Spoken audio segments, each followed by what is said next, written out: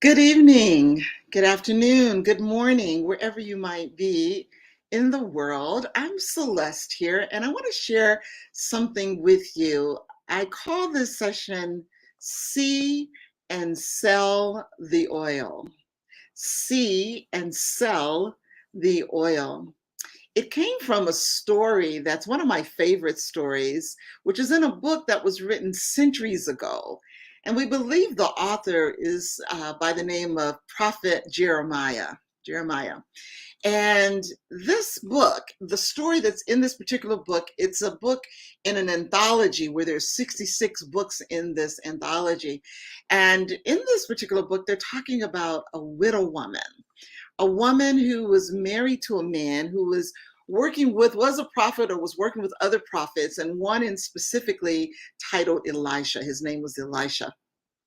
Well, her husband died. And in those days, back many centuries ago, women were not the breadwinners. They were not the ones that worked and brought in the funds. So when the husband died, generally speaking, the husband's brother or some other man or some other people in the family would take care of this one woman. Now, they didn't discuss that in the story, but what she had done was she went to Elisha, who had been working with her husband, and said, "Excuse me, Elisha, my husband who worked with you, he's dead, and the creditors are coming to me for debt that I don't have the money to pay for, and they want to take my sons in lieu of that for the debt. What am I going to do? What am I going to do?" Can you imagine her being pretty panicked? What to do?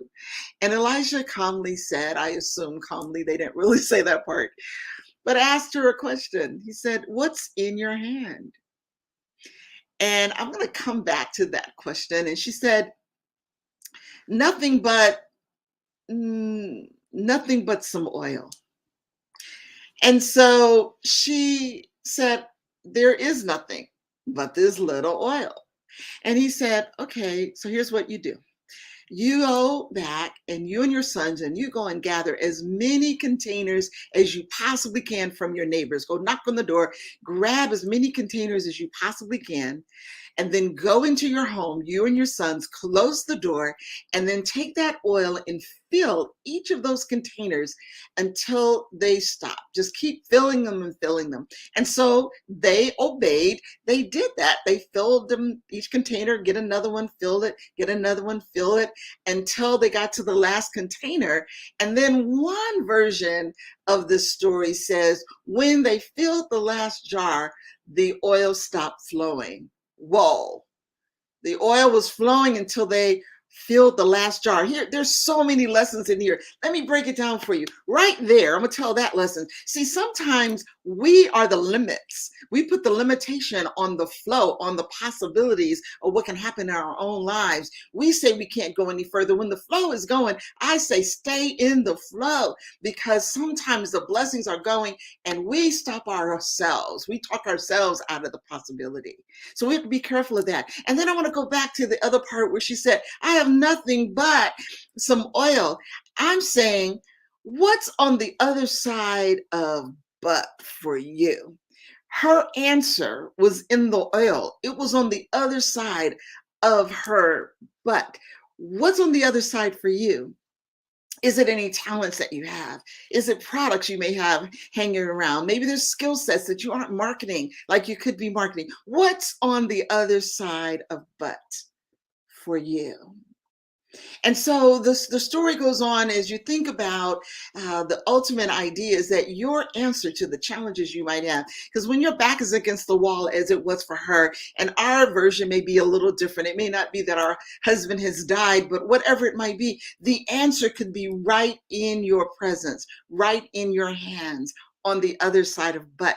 And God provides many times things that we didn't even know was going to be the answer that's already there. So take a look around and see what you might be overlooking and imagine that it may be there. So keep going. Here's the other lesson. There's one more lesson I want to highlight in this.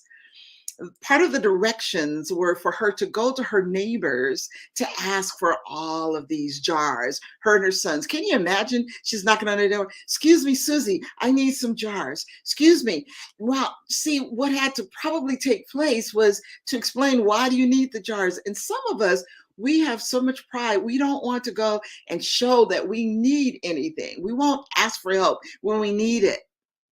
And I'm reminded of a quote that often Les Brown would say. Many of you know I've traveled and worked with him for many years. And one of the things he would say is ask for help, not because you're weak, but because you want to remain strong.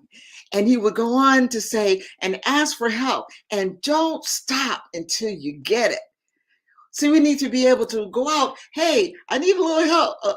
And sometimes that posture, that experience that you sometimes don't want to share could be the very experience that will help someone else to get over their situation. It could be that testimony that makes a difference for them, saying, hey, if you have challenges and you get over it, that inspires me to be able to do it as well. So rich a story. It's one of my favorites. So please just remember that when you're challenged or when you're looking for ways to move forward and you feel stuck or feel challenged in some way, that what's on the other side of your butt, look around and see what things you may be underusing or undervaluing and be able to start using them. Remember that your answer is probably in your hand already. And then be mindful that sometimes you need to ask for help. Don't be embarrassed. Don't be ashamed. Hey, I just need a little help up. And then move forward and make a difference. And then you can give a helping hand to someone else. That's my story for this evening. I love it. By the way, if you want to know where this story is located, it's in the book of Second Kings in the Bible, Second Kings, the 4th chapter, verses 1-7. Talks about the widow woman. Check it out. It's a good story. It's a great story. It's one of my favorites. That's my story for the evening, and I'm sticking to it. Bye for now. Talk to you next time. Bye-bye.